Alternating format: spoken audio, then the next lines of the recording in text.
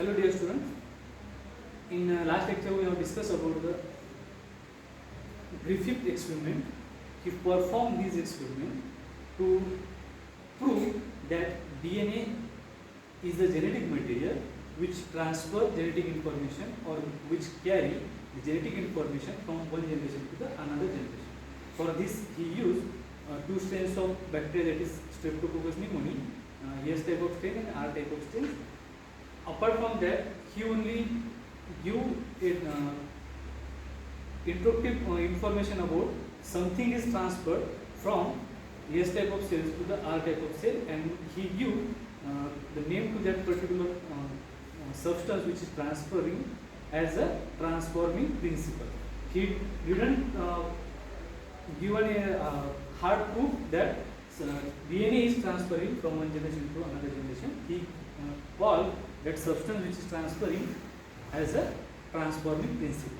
Again, his experimental work was extended by Avery, MacLeod and McCarthy for giving a hard proof that DNA, that transforming principle is nothing but a DNA which is transferring from S type of strain to the R type of strain, and it converts R type of strain into virulent.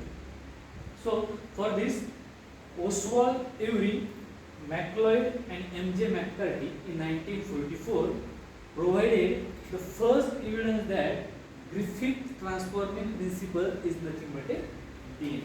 After the experiment of Griffith, these three contributors, Avery, MacLeod and McCarthy, in 1944, they carried out another series of experiments and proved that, or given a first proof supporting to the Griffith experiment, and called that as Griffith transforming principle is nothing but a DNA. That means DNA is transferring from S type of strain to the R type of strain.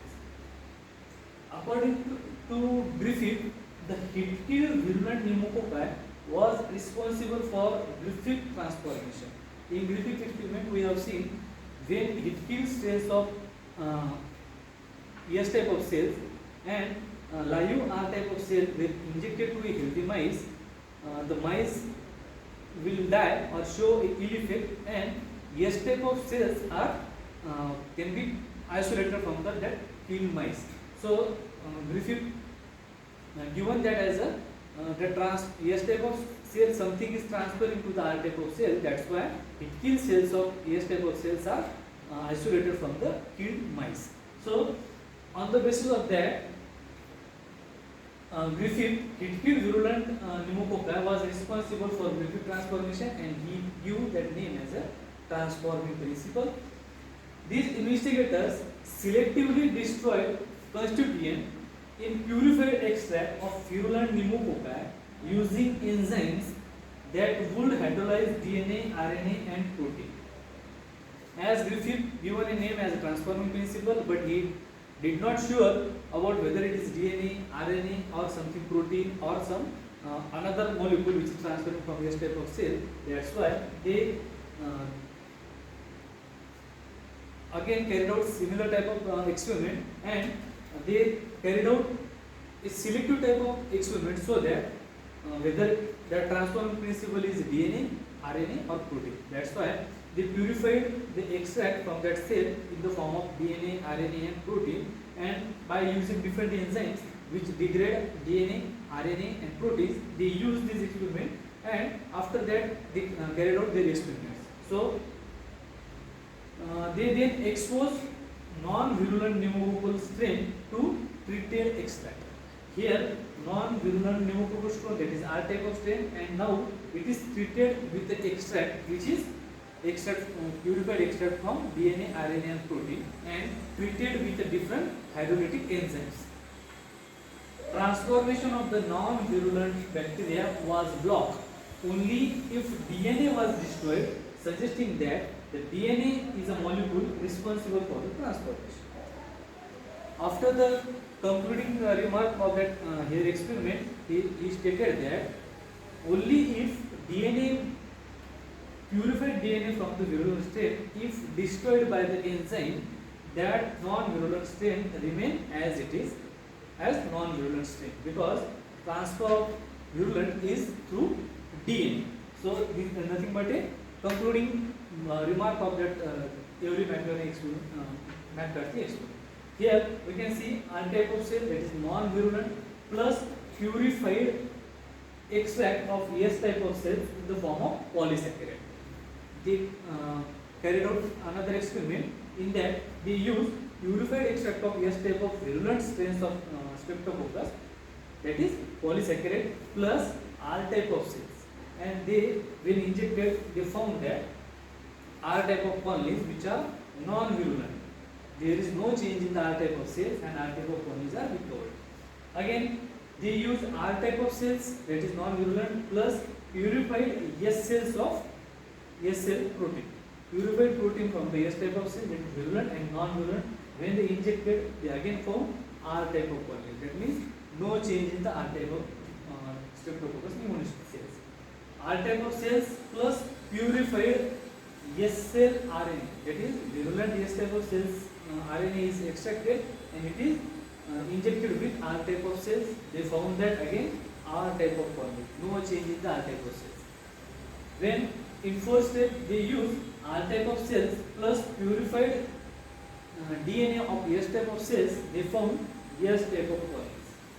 There is a change only when DNA molecule is used for the injection with R type of cells. That is, R type of cells are now converted into S type of cells, that is virulent. R type non-virulent cells are now converted into a S type of cells.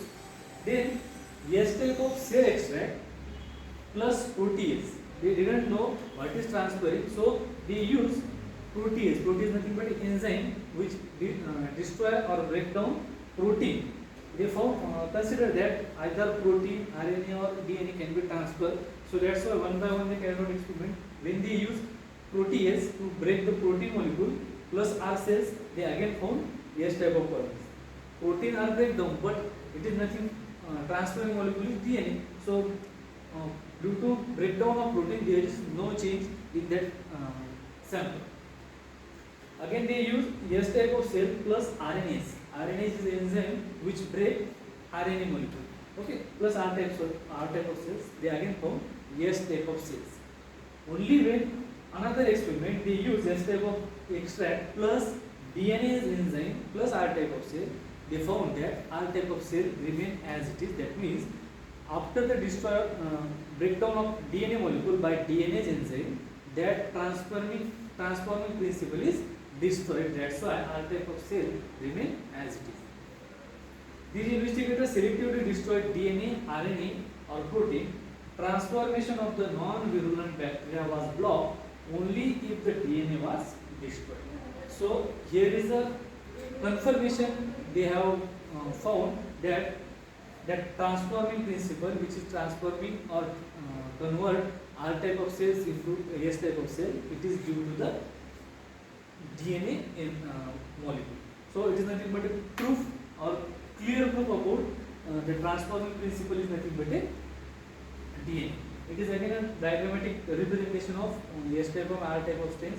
Here again they use R type of cells, they got R type of colonies. DNA from killed S type of cells, no colony as it is cells are killed. Here R type of cells, DNA from killed S type of cells, serum that received R type of cells, they found S type of colonies. R type of cells, DNA from killed S cells, serum that precipitated R cells from mixture and protease enzyme, they break down only protein S type of colonies because no breakdown of DNA molecule is carried out.